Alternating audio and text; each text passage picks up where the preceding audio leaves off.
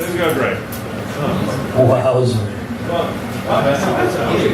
Well, hello. I'm Mark Palchik, and I live in Washington, D.C., and I love it. Except, you know, it's getting so expensive. You have no idea what it costs these days to buy a politician. Wowzer.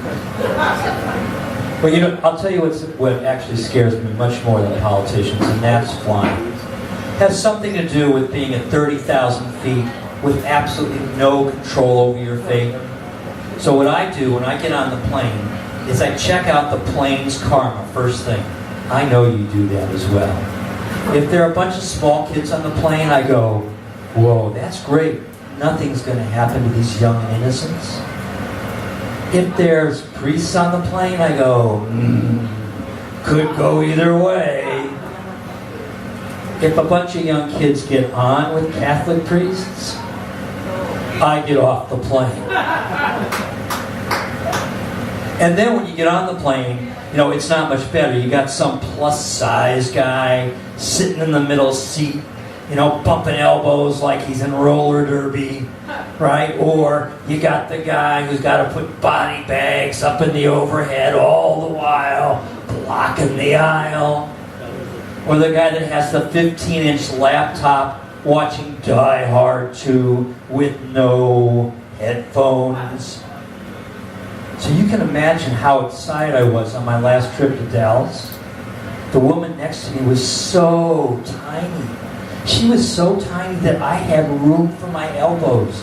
She was so tiny that she fit her luggage underneath the seat in front of her. Oh, and her laptop, her phone was so tiny I could barely see the naked pictures of her girlfriend. And then the flight got really interesting because it was really rough. And we must have spent, it seemed like 6 years circling Dallas. And then I got to hear the words you never want to hear on a plane. Well, ladies and gentlemen, Dallas is closed because of weather.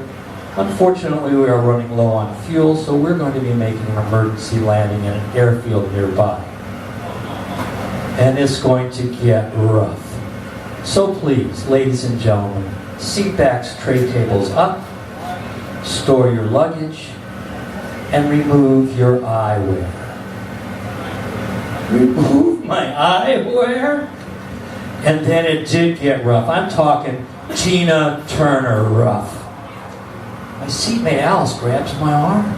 She goes, oh my, I am so frightened. My husband, he is a Baptist minister, and there is no way he can take care of the flock without me. All right, a member of the club.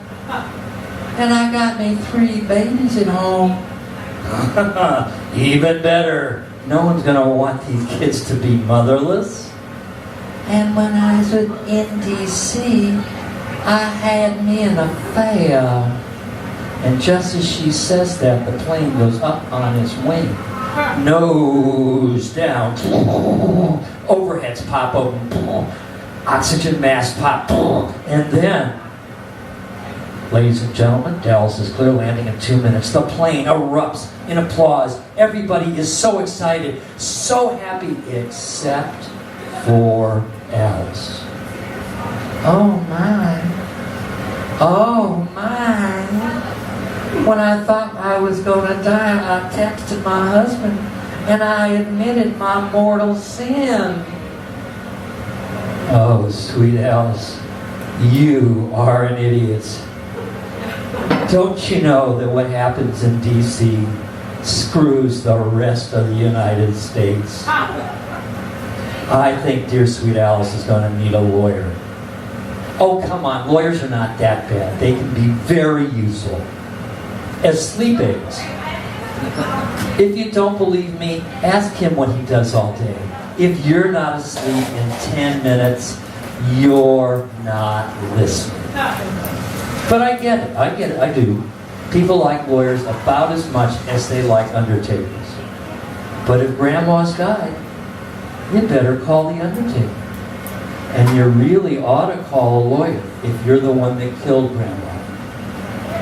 Look, all I'm trying to say is people would be so much better off if they just called lawyers before they did stupid things. I mean, really, let's treat lawyers like condoms. It's best to use them before we get screwed. I'm Mark Palchik. I want to thank you for almost laughing. Please follow me on comedywalks.com. And I think John is still figuring. Are you up next? No. Who's up next? Who's next?